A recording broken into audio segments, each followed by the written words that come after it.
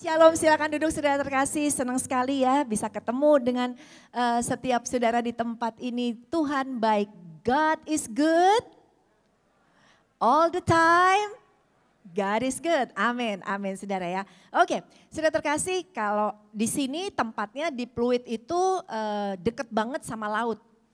Mungkin Anda sering pergi jalan-jalan ke pinggir laut, kemudian ajak anak-anak main di pinggir pantai. Dan saudara, waktu sebagai orang tua yang sayang sama anaknya, Anda itu akan suruh anak boleh main nak, boleh main pasir, boleh main dengan air laut yang tenang ya saudara ya. Dan Anda memandangi anak Anda dengan sayang dan anak Anda basah kuyup, anak Anda berantakan dan anak Anda happy. Kenapa? Karena Anda gak marahin ya, Anda baik-baik aja sama anak Anda. Tetapi pertanyaan berikutnya, jikalau tiba-tiba Anda melihat ada gelombang tsunami datang menuju kepada tepi pantai dan akan membahayakan anak-anak kita. Apakah Anda akan tetap senyum-senyum dan berkata kepada anakmu, it's okay nak, tetap main aja di pasir. It's okay tetap main di pinggir laut, gak apa-apa. Padahal di kejauhan Anda sudah lihat anak Anda ada dalam bahaya. Saya yakin Anda gak akan diam aja. Anda akan bentak anak Anda. Nak, lari, keluar dari pantai, keluar dari laut, cepat nak. Ya. Kenapa saya sampaikan begini? Karena banyak kita mengenal Tuhan kita adalah Tuhan yang sangat penuh kasih. Yang setuju katakan amin. Dia sangat penuh dengan kasih. Dia sayang banget sama kita. Tapi saya juga mau katakan seringkali kita tidak lengkap saudara terkasih untuk mengenal Tuhan kita. Karena Tuhan kita bukan sekedar Tuhan yang penuh kasih. Tetapi dia Tuhan yang adil, Tuhan yang juga punya marah, Tuhan yang juga punya murka saudara. Dan kalau sebagai orang tua Anda bilang gini, saya itu orang tua yang baik, saya gak pernah marahin anak saya. Anak saya mau ngapain aja, it's okay. Saya katakan Anda bukan orang tua yang baik. Orang tua yang baik tahu kapan waktunya mengasihi anak kita. Dan tahu kapan waktunya mendidik dan mendisiplinkan anak kita. Saudara, kalau sampai hari ini hidupmu di dalam Tuhan masih berantakan, basah kuyup oleh dosa. Dan Tuhan mungkin melihat kita ya masih hidup kita enak kok padahal berdosa. Bisnis masih jalan terus padahal kita tahu kita berdosa. Kok kayaknya kesehatan kita masih baik-baik aja kita berdosa. Saya mau katakan itu adalah karena Tuhan kita panjang sabar saudara. Tuhan kita penuh kasih. Tapi kasih dan panjang sabarnya Tuhan jangan kita jadikan sebagai izin bagi kita untuk terus berbuat dosa. Sehingga karena kita ngerasa kita gak pernah dibentak sama Tuhan. Kita gak pernah ditegur sama Tuhan. Kita gak santai-santai dalam kehidupan. Kita santai-santai dalam kekristenan kita, bertahun-tahun. Anda tetap menjadi orang Kristen yang sama. Yang tidak ada berubahnya saudara. Orang kenal engkau dulu dengan engkau kenal Tuhan sekarang. Enggak ada bedanya, cuma bedanya sekarang orang Kristen bedanya datang ke gereja.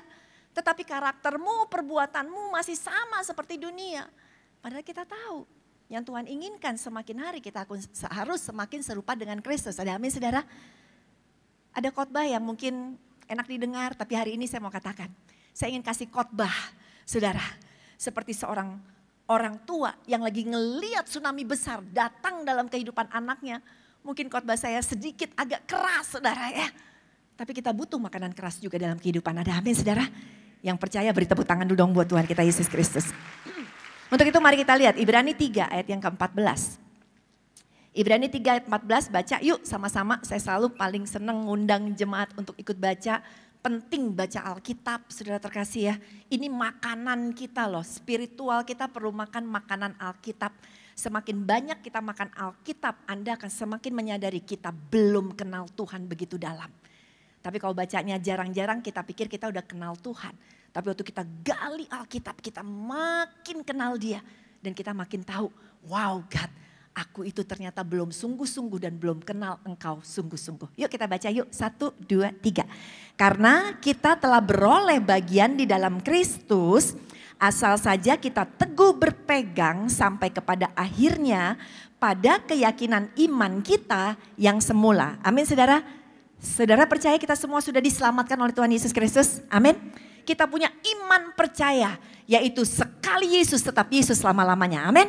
Dan waktu kita berkata demikian, kita berpegang teguh kepada akhirnya pada keyakinan iman kita percaya kepada Kristus, maka kelak kita akan ketemu dengan Tuhan di surga. Amin saudara. Bukankah itu yang kita cari saudara? Ingat di muka bumi hidup kita cuma sementara loh. Kita cuma transit sementara di muka bumi ini. Kita harus benar-benar mengarahkan pandangan kita kepada surga kelak saudara. Persiapkan hidup kita. Nah banyak kita sudah ikut Tuhan tetapi kita kena dengan yang namanya jebakan ketidaksetiaan. Yes, tetap Yesus, yes mungkin tetap ke gereja, tetapi ada 3 hal yang ingin saya bagikan pada hari ini yang akan kembali mengingatkan kita untuk tidak terjebak kepada yang namanya ketidaksetiaan di dalam perjalanan kehidupan kita. Dari awal kenal Yesus sampai kelak nanti di pintu surga, Anda harus tetap setia. Apa sih jebakannya? Jebakan yang pertama. Jebakan yang pertama kalau kita lihat dari firman Tuhan selanjutnya ya, saya akan ngebahas terus dari Ibrani 3. Yaitu hati yang jahat dan murtad. Ibrani 3 ayat 12. Baca yuk, 1, 2, 3. Waspadalah hai saudara-saudara, supaya di antara kamu jangan terdapat seorang yang hatinya jahat dan yang tidak percaya, oleh karena ia murtad dari Allah yang hidup. Ayat ini bicara bukan untuk orang di luar sana yang gak kenal Yesus. Ayat ini bicara untuk mereka, untuk kita semua yang sudah kenal Kristus. Tetapi di dalam perjalanan kehidupan kita, kita terjebak dengan hati yang jahat dan murtad. Hati kita sudah terkasih ternyata bukan hati yang baik. Hati kita perbendaharaannya jahat. Penuh dengan dosa, penuh dengan keadaan kejahatan saudara. Dan dikatakan hati yang murtad. Hati murtad, kita tahu orang murtad berarti dia tidak setia saudara sama Tuhannya. Dan kita bilang enggak aku setia sama Tuhan. Tapi saya mau beritahu juga hati-hati saudara, zaman mulai jahat sekali. Bukan mulai, zaman jahat sekali. Kita udah ada di akhir zaman. Anda lihat kalau kita sekarang gampang banget sosmed. Kita ada Reels, ada TikTok, kita ada FB, ya, kita ada Instagram. Dan kita bisa liatin orang-orang yang memberikan mungkin semenit perkataan-perkataan di dalam TikTok saudara. Atau kita lihat contoh-contoh orang terkenal yang ternyata mereka berkata begini. Enggak cuma orang Kristen kok yang masuk ke surga. Ada banyak jalan menuju Bapa di surga. Bahkan ada seorang perempuan terkenal sekali di Amerika saudara. Membawa dampak yang luar biasa. Di dalam talk show-nya disaksikan jutaan orang, dia berkata no. Ada kok cara lain. Saya nggak percaya kalau cuma Yesus satu-satunya jalan kepada Bapa di surga. Gimana dengan orang-orang yang kenal Kristus? Nah saudara, kalau kita nggak hati-hati dengan kemajuan zaman, kita nggak kuat, kita nggak penuh di dalam kebenaran firman Tuhan, kita gampang terpengaruh. Padahal firman Tuhan mencatat, tidak ada jalan lain kepada Bapa di surga hanya melalui Kristus Yesus saja. Ada amin saudara? Sehingga tugas kita memberitakan, pergilah jadikanlah segala bangsa muridku. Itu kan perintahnya. Tapi karena kita nggak kenal Tuhan, kita nggak baca Alkitab. Berapa banyak kita orang Kristen yang kita akui saudara. Baca Alkitab itu nggak gampang. Saya akui sebagai hamba Tuhan, saya sebagai hamba Tuhan. Baca Alkitab enggak gampang. Nonton drakor lebih enak saudara. Bisnis proposal lebih enak ditonton saudara terkasih. Ayo siapa yang suka nonton drama Korea? Ya. Layangan putus lebih seru saudara. Daripada baca Alkitab. Tetapi kita harus saudara. Menyalipkan diri kita untuk belajar kenal Tuhan kita lebih lagi. Harus. Kalau enggak Anda, kita semua akan begitu mudahnya jatuh dengan godaan zaman sekarang yang begitu mengerikan. Teknologi saudara, semua segala macam masuk ke pikiran kita. Dan kalau Anda tidak pernah tahu kebenarannya, akan gampang sekali terombang-ambing. Anak-anak kita saudara, mereka dengan mudahnya akses ke Google, akses ke segala macam saudara tanpa kenal kebenaran firman Tuhan sungguh-sungguh. Kasihan saudara. Mereka akan ikut dengan namanya zaman ini. Ayo. Taruh dalam hidup kita bahwa Tuhan adalah Tuhan yang penuh kasih tapi bukan berhenti sampai di situ. Tapi juga Tuhan yang adil. Tuhan yang kelak akan menghakimi kita, saudara. Sesuai dengan perbuatan kita. Dan saya gak mau Anda hidup senang-senang di dunia. Tapi pada akhirnya ketika Anda menutup mata, kita gak ada di surga. Kita tahu Tuhan bilang gini, bukan yang memanggil aku Tuhan, Tuhan. Berarti Tuhan lagi bicara sama kita kan, kita kan panggil dia Tuhan, Tuhan. Bukan yang panggil aku Tuhan, Tuhan, kata Tuhan. Yang masuk ke dalam kerajaan surga. Ya. Enyahlah engkau, aku gak kenal. Aduh saudara.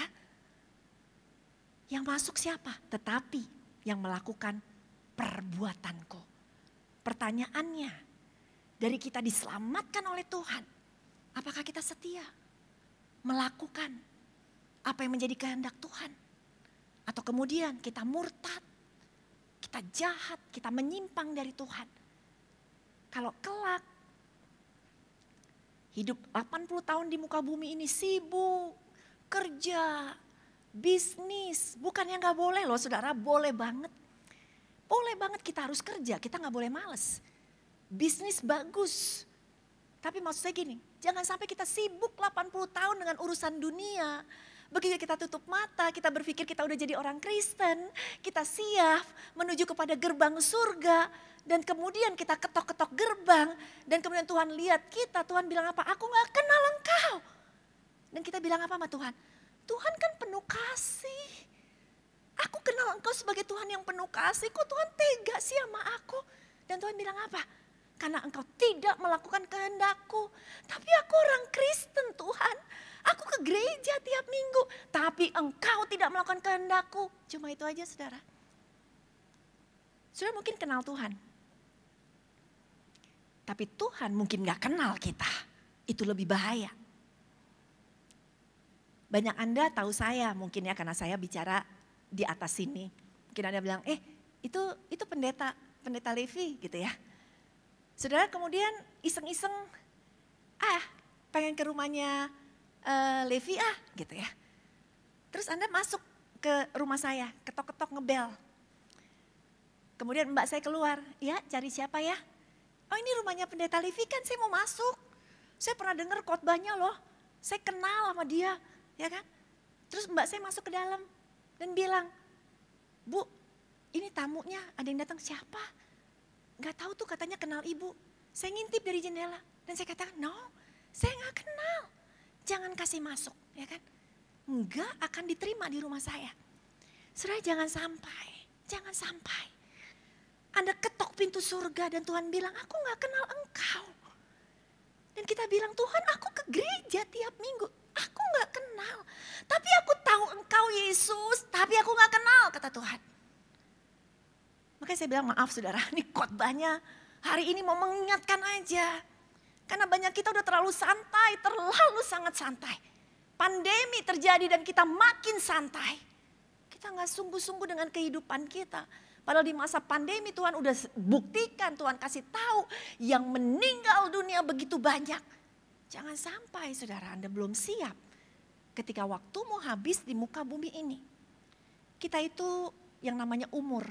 Seperti jam pasir, Anda tahu jam pasir ya? Jam pasir itu dibalik, pasirnya di atas turun kecil ke bawah. Gitu ya. Usia kita kayak jam pasir. Cuma bedanya kita gak bisa lihat sisa di atasnya berapa. Hari ini jam pasir kita masih turun, usia kita masih turun pasirnya. Tapi berapa banyak sisanya di atas kita gak pernah tahu. Dan kita yang masih muda-muda berpikir, Tuhan bilang kan 80 tahun.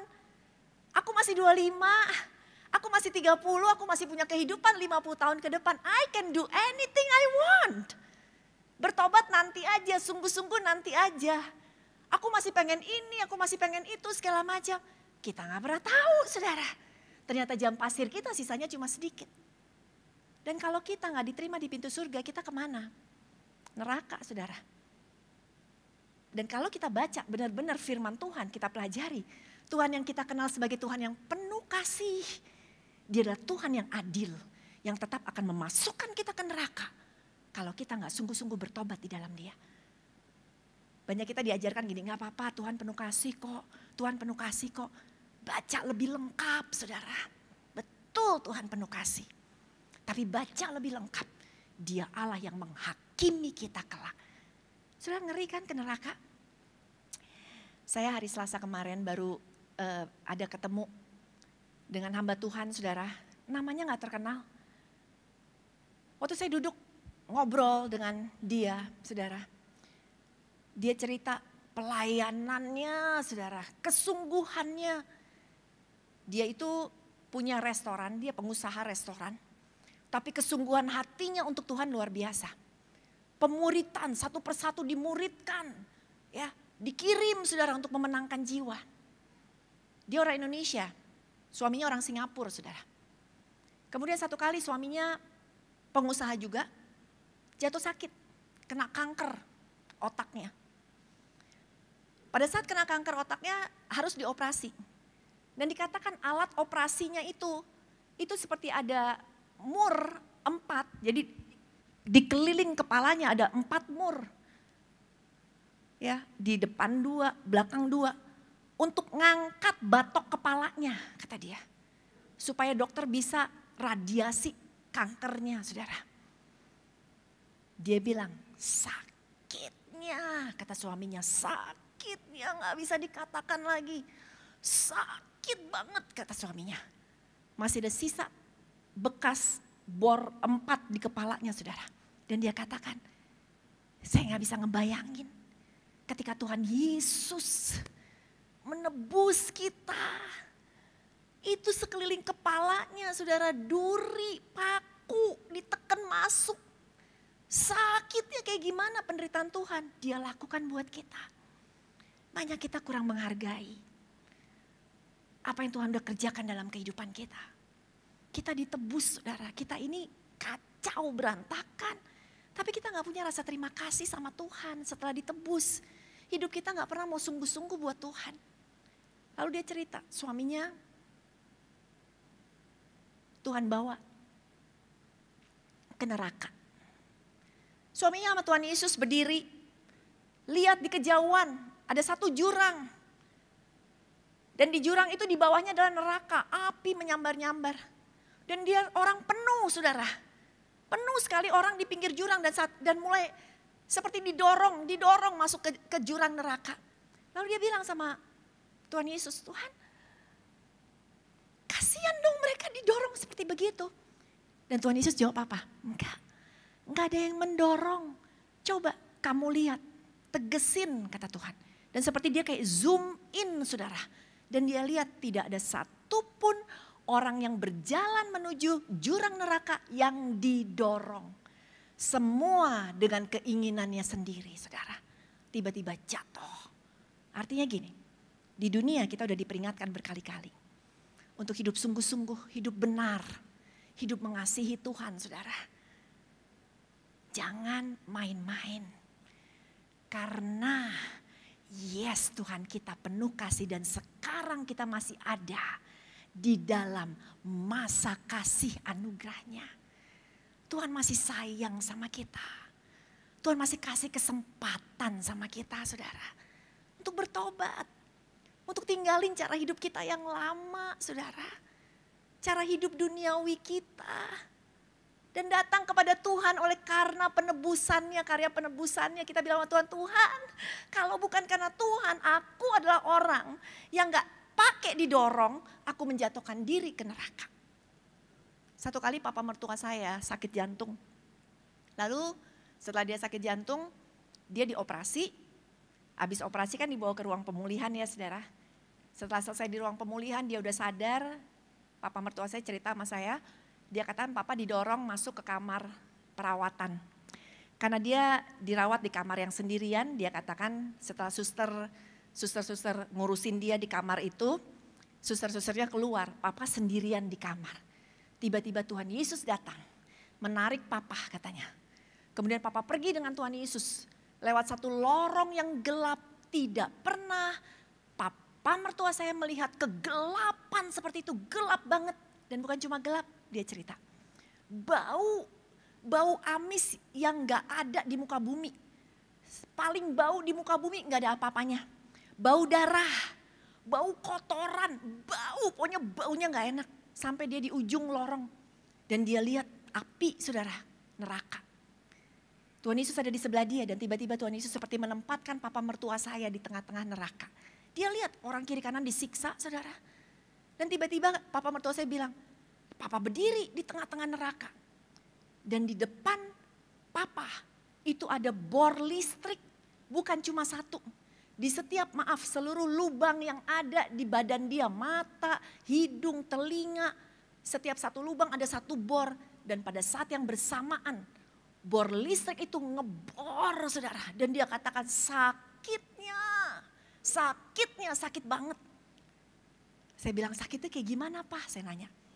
Papa bilang gini, Levi coba giniin tangan kamu Lev. Terus saya giniin ke papa saya. Bayangin ya, ini di tangan papa itu ada golok, ada kampak katanya. Papa coba potong tangan kamu karena ada tulang gak kepotong tapi darah muncrat. Daging kamu kebelah dua. Terus papa masukin tangan papa tarik katanya daging kamu. Lepas dari tulang-tulang. Sakit gak kira-kira? Wih sakit dong, saya bilang sama papa mertua saya. Gak ada apa-apanya. Enggak ada apa-apanya dengan sakit yang papa rasakan di neraka. Saudara, hari ini saudara, mungkin datang ke gereja dan berkata, aduh khotbahnya serem banget. Tapi saya mau bilang, this is real. It's in the Bible, saudara. Ada di dalam Alkitab kita.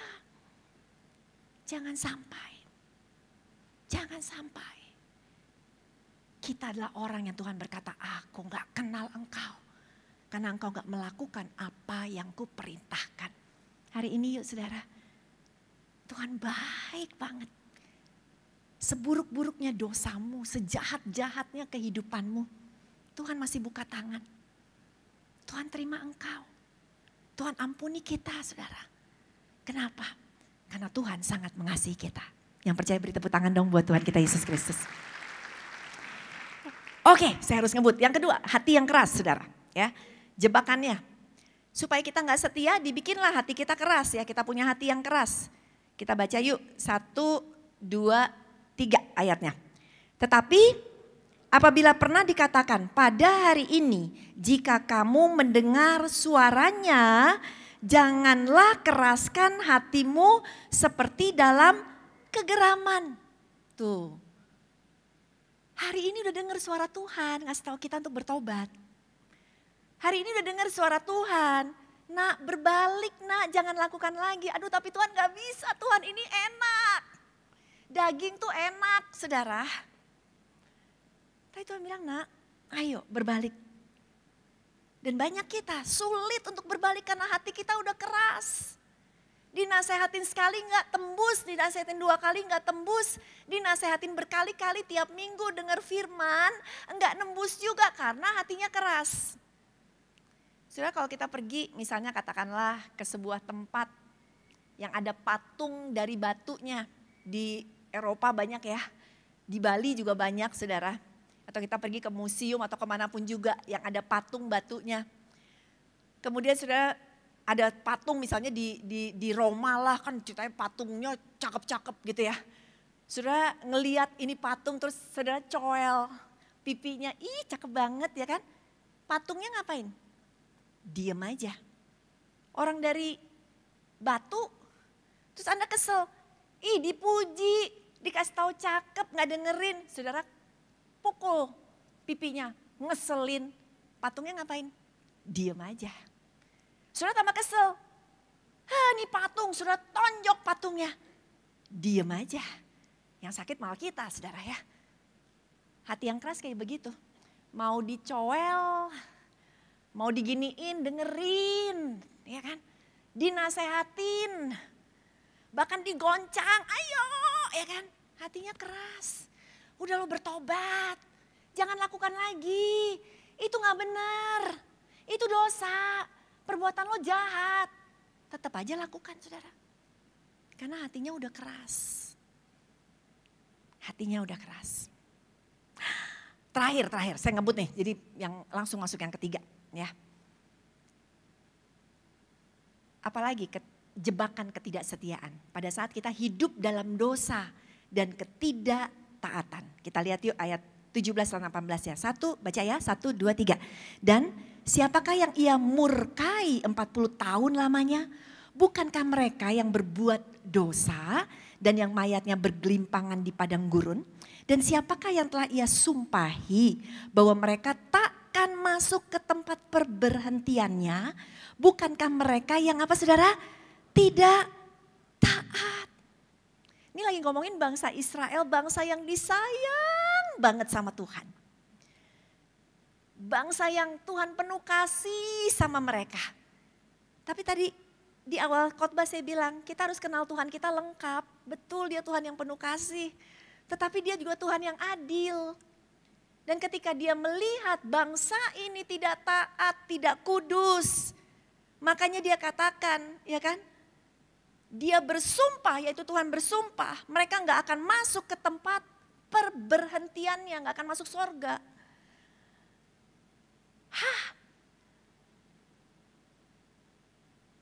Jangan tegang ya saudara ya.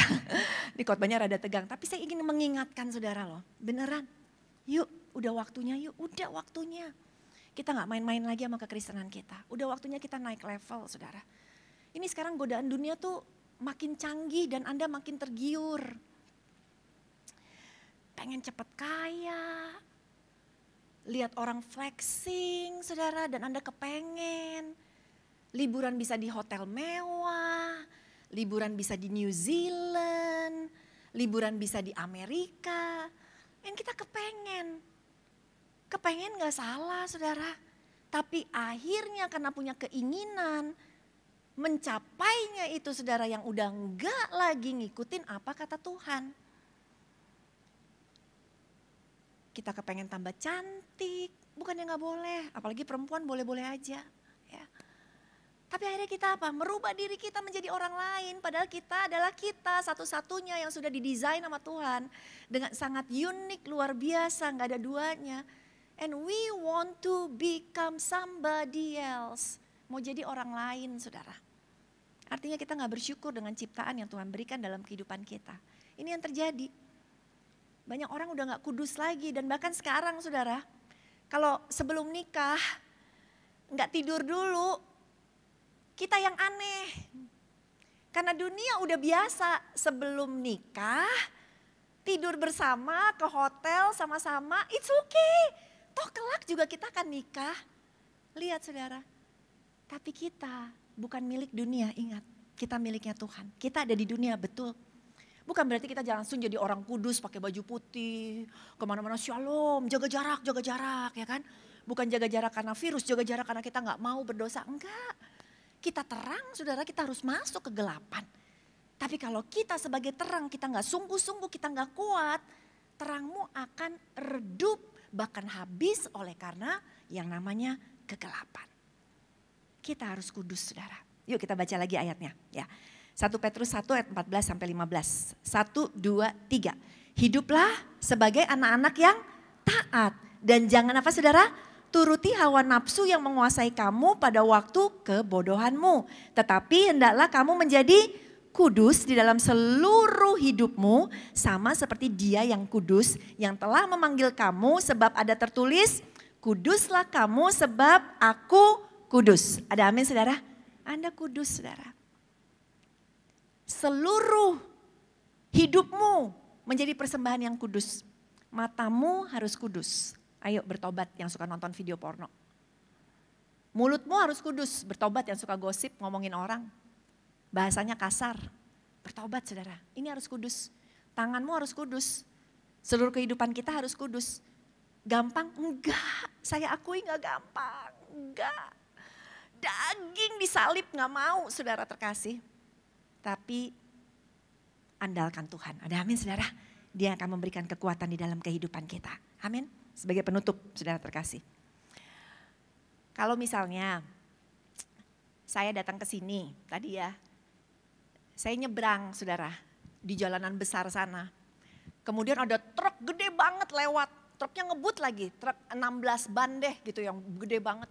Terus tiba-tiba saya pas lagi nyebrang, saya kaget truk ngebut ya kan. Saya ketabrak truk saudara. Truknya gede banget.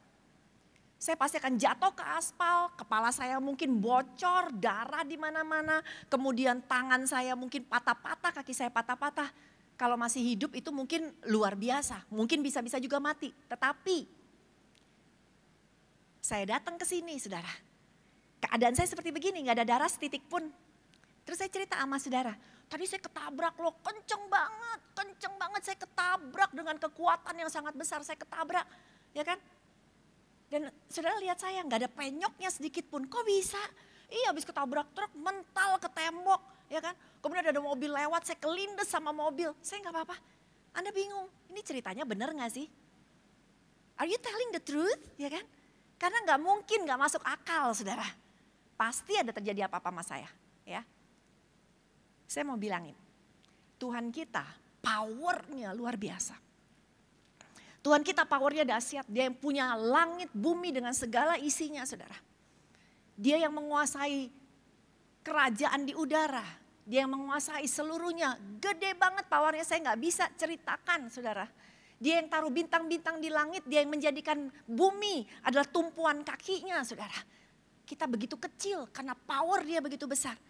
Dan kalau kita ngaku, kita terima Yesus sebagai Tuhan dan Juru Selamat dalam kehidupan kita. Big power, super power ada di dalam hidup kita. Tapi kemudian hidupmu masih sama kayak dulu. Hidupmu masih hidup dalam dosa. Orang gak percaya. Beneran gak sih lo? Katanya Kristen, katanya kenal Yesus, kok hidupnya sama gak ada perubahan. Kayak tadi saya cerita, saya ditabrak dan gak terjadi apa-apa, orang gak percaya. Kalau kita bilang, kuasa yang besar itu udah masuk dalam kehidupan kita. Apalagi kita udah menjelang Jumat Agung dan Easter saudara. Yesus yang begitu besar ada di dalam hidupmu. Saya yakin kita gak akan sama lagi. Ada dampak yang akan kita tunjukkan. Hidup kita pasti ada perubahan. Ada amin saudara. Yang mau hidupnya berubah beri tepuk tangan buat Tuhan kita Yesus Kristus. Mari kita bangkit berdiri saudara. Waktu sudah tidak di pihak kita. Saya berdoa Anda setia. Anda setia. Setia terus. Sampai pada akhirnya jangan terjebak dengan hati yang jahat dan murtad. Jangan keraskan hatimu hari ini. Apalagi jangan hidup di dalam dosa yang sama. Ya, tinggalkan dosamu, taat kepada Tuhan. Karena kita tahu Tuhan kita memang Tuhan yang penuh dengan kasih. Tetapi harus lengkap. Dia juga Tuhan yang bisa murka. Dia Tuhan yang melakukan apa yang dia tulis di dalam Alkitab. Anda baca aja kitab Wahyu kalau gak percaya. Wow. Dan jangan sampai Tuhan bilang sama kita, aku gak kenal engkau. Saya berdoa semua di tempat ini, kita ketuk pintu surga kelak. Dan Tuhan buka pintu dan berkata, well done my children.